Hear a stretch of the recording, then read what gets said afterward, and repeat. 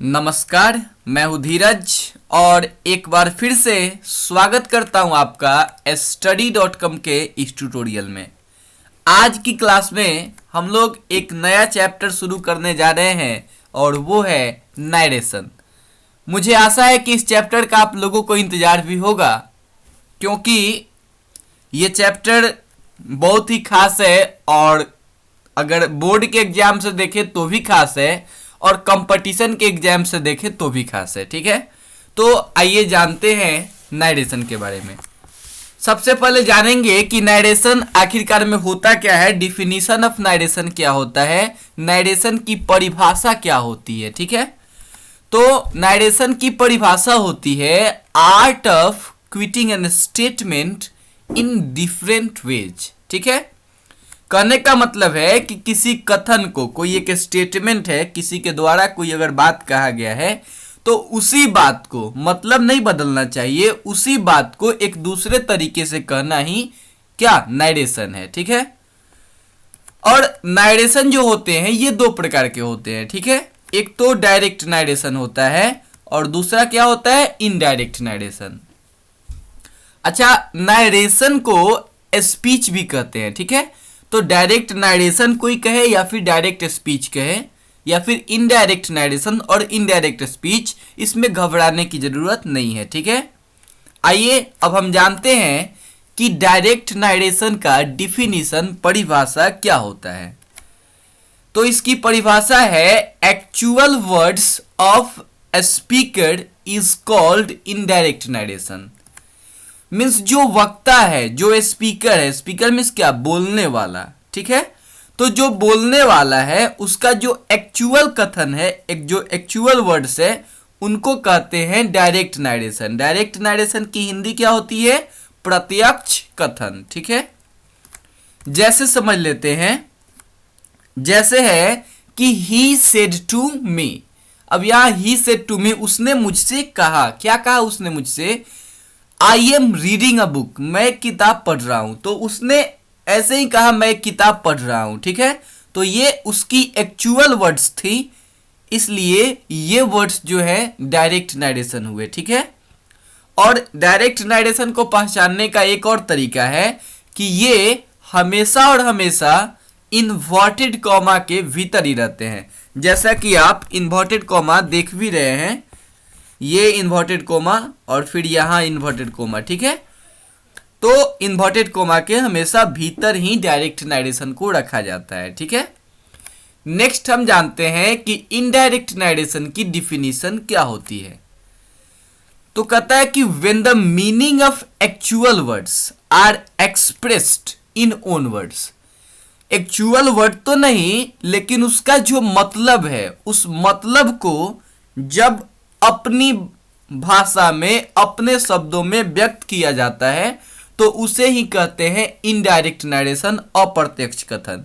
जैसे इसके पहले क्या था कि उसने मुझसे कहा कि मैं किताब पढ़ रहा हूं, और यहां पे मैंने उसी बात को प्रकट किया कि उसने मुझसे कहा कि वह एक किताब पढ़ रहा था। देखिए, मतलब सेम है, मतलब तो वही है, लेकिन मैंने क्या किया, इसी बात को बोलने के लिए मैंने अपने शब्दों का प्रयोग किया, इसलिए ये इनडायरेक्ट नरेशन है। और इनडायरेक्ट नरेशन में कभी भी इन्वर्टेड कॉमा का यूज नहीं किया जाता है। ठीक है, अच्छा, रिपोर्टिंग वर्ब क्या होता है और रिपोर्टेड स्पीच क्या होता है, ये चीज आपको जानना ही पड़ेगा। ठीक है, क्यों जानना पड़ेगा, क्योंकि बार बार हम जब आपको रूल बताएंगे तो रूल में इन दोनों का जिक्र होगा। तो आप जान लीजिए कि रिपोर्टिंग वर्ब क्या होता है। ये जो इन्वर्टेड कॉमा है, ये इन्वर्टेड कॉमा जो है आपका, और यहां पे जो इन्वर्टेड कॉमा है, इस इन्वर्टेड कॉमा के बाहर का जो ये वर्ब दिख रहा है आपका, सेड टू दिख रहा है, ये सेड टू। तो ये जो सेड टू है यही है आपका रिपोर्टिंग वर्ब। ठीक है, और रिपोर्टेड स्पीच क्या है, तो रिपोर्टेड स्पीच का मतलब होता है इन्वर्टेड कॉमा के भीतर का जो कुछ भी है, जैसे I am reading a book. तो ये सारे के सारे चीज जो इन्वर्टेड कॉमा के भीतर हैं उनको कहते हैं रिपोर्टेड स्पीच। तो जब कभी भी हम रूल में रिपोर्टिंग वर्ब की चर्चा करें, आप समझ जाइएगा कि हम इन्वर्टेड कॉमा के ठीक बाहर के वर्ब की चर्चा कर रहे हैं। ठीक है, क्लियर है? आइए आगे चलते हैं और जानते हैं कि डायरेक्ट से इनडायरेक्ट बनाने के क्या नियम होते हैं। ठीक है, तो दो नियम होते हैं डायरेक्ट से इनडायरेक्ट बनाने के।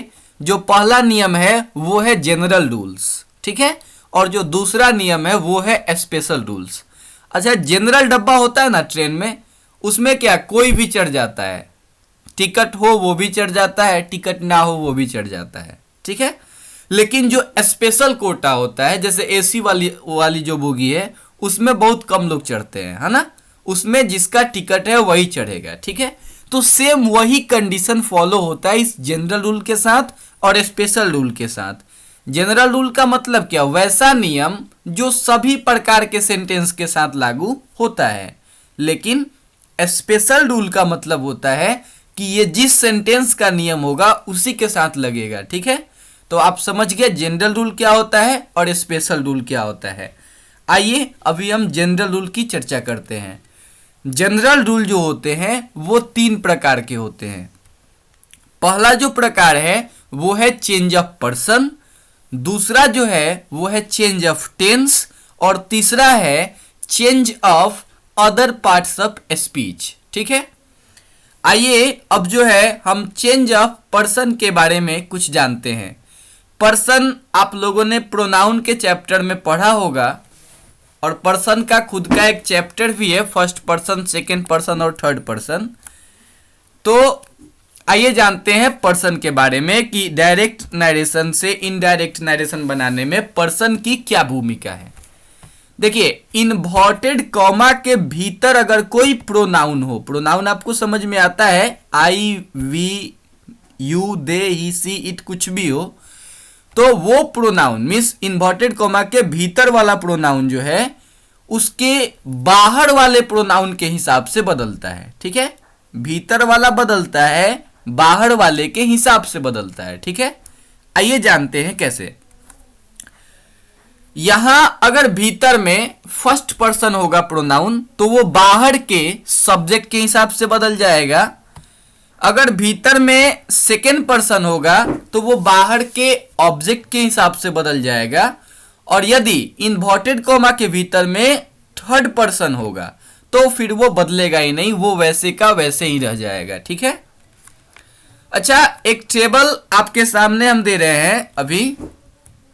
ठीक है, और इस टेबल को आप जो है जरा ध्यान से देख लीजिएगा, क्योंकि इस टेबल की बहुत ज्यादा जरूरत पड़ेगी आपको। ठीक है, और इस टेबल के बारे में भी हम आपको बहुत कुछ बताने वाले हैं। ठीक है, और लगभग इस टेबल को आपको याद ही कर जाना होगा। ये सब्जेक्ट में जो आपको दिखाई दे रहे हैं, I, we, you, they, he, she, it, और इसमें कौन पर्सन है ये भी आपको रट जाना होगा। जैसे आई और we first person, you second person, बाकी जो दिख रहे हैं वो थर्ड पर्सन। ठीक है, उसके बाद सीधा सा बात है, एक और नियम समझ लीजिए, है ना, कि अगर कुत्ता का बच्चा होगा तो वो फिर कुत्ता ही होगा ना। तो उसी तरीके से फर्स्ट पर्सन के जितने भी भाग हैं, जितने भी बच्चे हैं उसके ना, आई का जैसे बच्चा है मी, है ना, उसके बाद माई है, माइन है, ये जितने भी हैं ये सब फर्स्ट पर्सन ही होंगे। इसमें समझाने वाली बात नहीं है, सीधा सा बात है ना।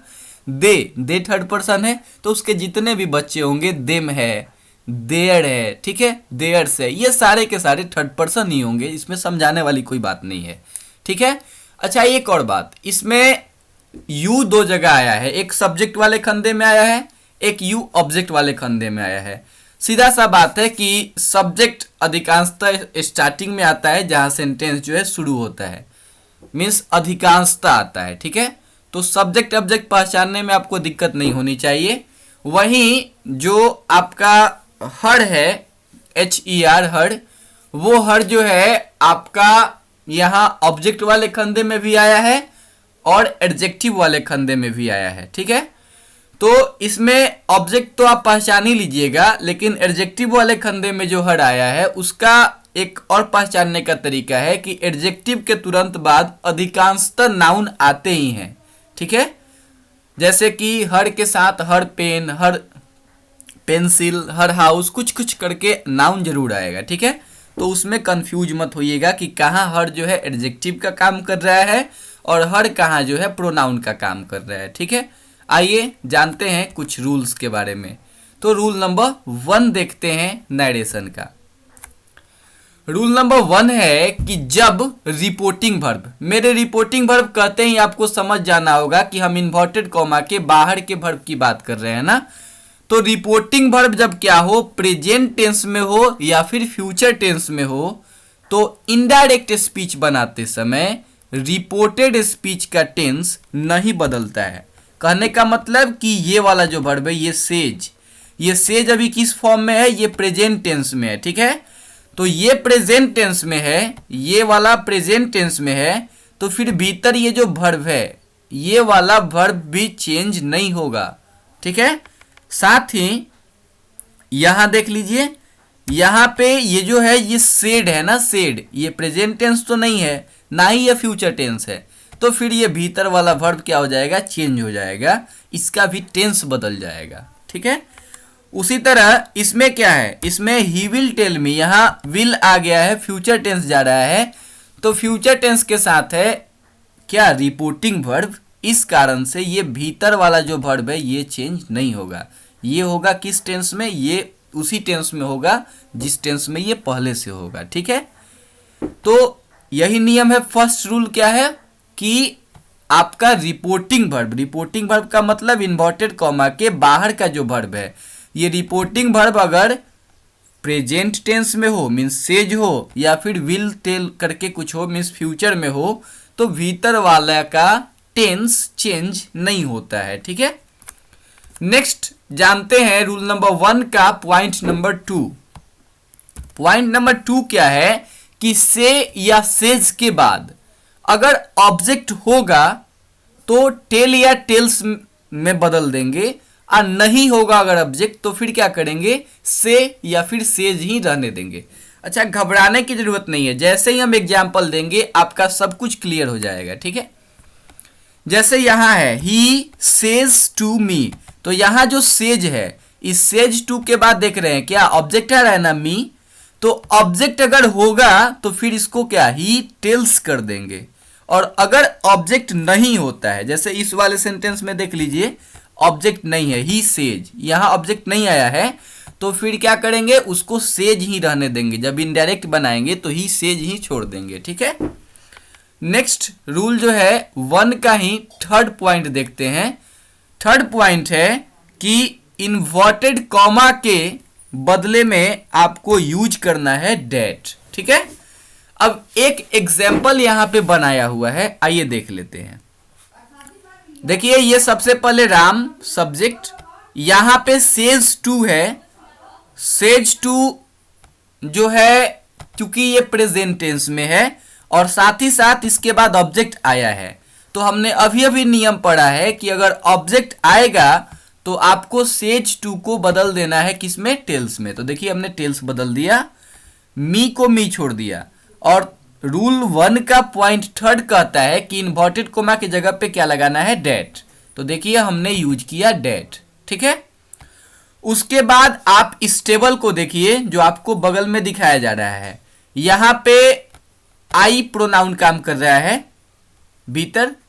तो अभी अभी हमने जो रूल फर्स्ट का फर्स्ट पॉइंट पढ़ा था उसमें पढ़ा था कि जो इन्वर्टेड कोमा के भीतर का प्रोनाउन होता है वो बाहर के हिसाब से बदल जाता है, और अगर ये फर्स्ट पर्सन होगा तो वो बदलेगा सब्जेक्ट के हिसाब से, ठीक है। तो यहां देखिए आई फर्स्ट पर्सन है, सब्जेक्ट क्या है यहां पे, राम। अच्छा, राम का प्रोनाउन क्या होता है, राम का प्रोनाउन होता है ही, ठीक है। तो ये आई बदल जाएगा किसके हिसाब से, ही के हिसाब से। तो आई यहां चूंकि सब्जेक्ट है इसलिए ही का भी क्या आएगा, यहां पे सब्जेक्ट ही आएगा, ठीक है। अब आई के साथ तो एम लगता था, तो ही के साथ क्या हो जाएगा, इज हो जाएगा। अब देखिए यहां फिर क्या, योर फिर प्रोनाउन आ गया, तो प्रोनाउन तो चेंज करना पड़ेगा ना आपको। और योर देखिए यहां किस रूप में है, ये एडजेक्टिव रूप में है, ठीक है। और यहां कौन सा पर्सन है, सेकेंड पर्सन। तो नियम क्या पढ़ा था, सेकेंड पर्सन किसके हिसाब से बदलता है, ऑब्जेक्ट के हिसाब से। ऑब्जेक्ट क्या है, मी। तो मी क्या है, ये तो खुद ऑब्जेक्ट के रूप में है और योर यहां एडजेक्टिव के रूप में है, ठीक है, पॉजेसिव एडजेक्टिव। तो मी का यहां से जब जाएगा ये चेंज होगा योर, तो फिर मी का जो है यहां एडजेक्टिव ही जाएगा, मीन्स योर एडजेक्टिव है तो मी का भी एडजेक्टिव ही आएगा, तो वो क्या हो जाएगा, माई हो जाएगा। और उसके बाद क्या हो जाएगा, फ्रेंड, ठीक है। तो ये बन गया Ram tells me that he is my friend. अच्छा, 2-3 एग्जाम्पल आपको मिलेगा तो फिर ये क्लियर हो जाएगा, ठीक है, इसमें कोई दिक्कत नहीं होगा। आइए नेक्स्ट एग्जाम्पल देखते हैं। आप इस टेबल को बस देखते रहिए। यहां सब्जेक्ट क्या है, सी, तो सी सब्जेक्ट है, तो हम तो फिर यहां पे सी ही लिख देंगे। उसके बाद हम देख रहे हैं कि सेज 2 के बाद क्या ऑब्जेक्ट आ रहा है, तो ऑब्जेक्ट अगर आ रहा है तो हम इसको टेल में बदल देंगे और नहीं तो टेल्स में। अच्छा, चूंकि सी के साथ क्या टेल यूज नहीं होता है, टेल्स यूज होता है, तो हम बदल दिए टेल्स, सी टेल्स। हर को हर ही छोड़ देंगे, ठीक है, और इन्वर्टेड कॉमा के जगह पे हम यूज कर देंगे किस चीज का, डेट का। तो इन्वर्टेड कॉमा के जगह पे हमने यूज कर दिया डेट, ठीक है। उसके बाद आप यहां देख सकते हैं आई, आई क्या है, फर्स्ट पर्सन है, ठीक है। आई फर्स्ट पर्सन किसके अनुसार बदलेगा, सब्जेक्ट के अनुसार, ठीक है। एक रूल याद कर लीजिए पर्सन बदलने के लिए। आपको क्वेश्चन करने हैं कि ये किस पर्सन में है, तो आपको आंसर आएगा फर्स्ट पर्सन में है। फिर क्वेश्चन कीजिए कि किसके अनुसार बदलेगा, तो सब्जेक्ट के अनुसार बदलेगा, मीन्स सी के अनुसार बदलेगा। उसके बाद क्वेश्चन कीजिए कि ये किस रूप में है, तो सब्जेक्ट के रूप में है, तो जिस रूप में वो होगा उसी रूप में आपको भेज देना है, मीन्स ये सी का फिर वहां आपको सी ही भेज देना है, क्योंकि सब्जेक्ट ही जाएगा ना वहां पे, तो यहां आ जाएगा आपका सी, ठीक है। उसके बाद टेंस चेंज नहीं होगा, चूंकि यहाँ प्रेजेंट टेंस है तो कैन का कैन ही रह जाएगा, है ना। और कैन का कैन के बाद आपको ये टीच हो जाएगा, टीच, ठीक है, टीच को टीच ही छोड़ देंगे। और साथ ही साथ ये जो यू है आपका, ठीक है, यू यहाँ किस रूप में है, यू यहाँ ऑब्जेक्ट के रूप में है और सेकेंड पर्सन है, तो सेकेंड पर्सन किसके हिसाब से बदलता है, ऑब्जेक्ट के हिसाब से। तो ऑब्जेक्ट के हिसाब से, और चूंकि ये ऑब्जेक्ट वाले रूप में ही है तो इसका भी ऑब्जेक्ट ही आएगा, तो वो तो खुद ऑब्जेक्ट है ना, तो वहां ये हर का हर ही आ जाएगा, ठीक है। तो इसका क्या बनेगा, इसका बनेगा she tells her that she can teach her, ठीक है।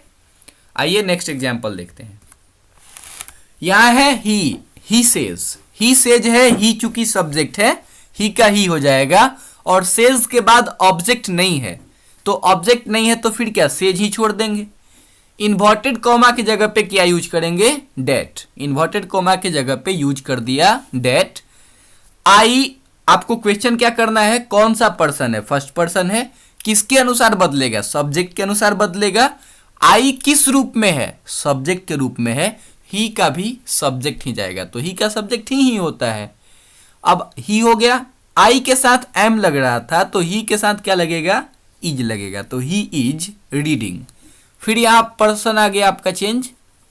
क्वेश्चन कीजिए किस पर्सन में है, फर्स्ट पर्सन में है, किसके अनुसार बदलेगा, सब्जेक्ट के अनुसार बदलेगा।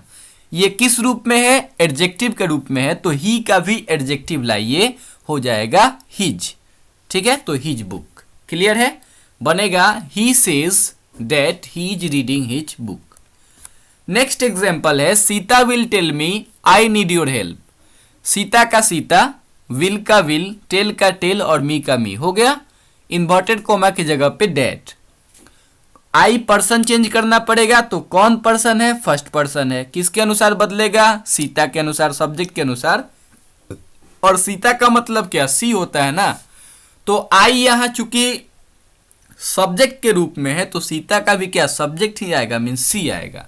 तो सी आई के साथ नीड होता था, तो सी के साथ टेंस तो चेंज नहीं होगा। I need means present indefinite tense है, तो सी के साथ जो आएगा वो प्रेजेंट इंडेफिनिट में ही आएगा, तो यहां हो जाएगा सी नीड्स, ठीक है। योर सेकेंड पर्सन है तो किसके अनुसार बदलेगा, ऑब्जेक्ट के अनुसार, मीन्स मी के अनुसार। अब पता कीजिए कि ये किस रूप में है, तो एडजेक्टिव के रूप में है, तो मी का भी एडजेक्टिव लाइए। मी का एडजेक्टिव क्या होता है, माई होता है। तो हो जाएगा Sita will tell me that she needs my help. Next example देखते हैं। They say to me we have always helped you. तो यहां दे का दे, से टू के बाद ऑब्जेक्ट आ रहा है तो टेल कर देंगे। They tell me, inverted comma को हटा के डेट। क्वेश्चन कीजिए यहाँ पे वी कौन पर्सन है, फर्स्ट पर्सन है। किसके अनुसार बदलेगा, सब्जेक्ट के अनुसार बदलेगा, मीन्स दे के अनुसार बदलेगा। वी किस रूप में है, सब्जेक्ट के रूप में, तो दे का भी क्या जाएगा, सब्जेक्ट ही जाएगा। तो दे हो गया।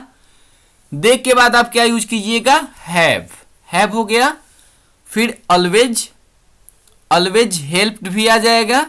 और यू कौन पर्सन है, सेकेंड पर्सन है। किसके अनुसार बदलेगा, ऑब्जेक्ट के अनुसार बदलेगा, मीन्स मी के अनुसार बदलेगा।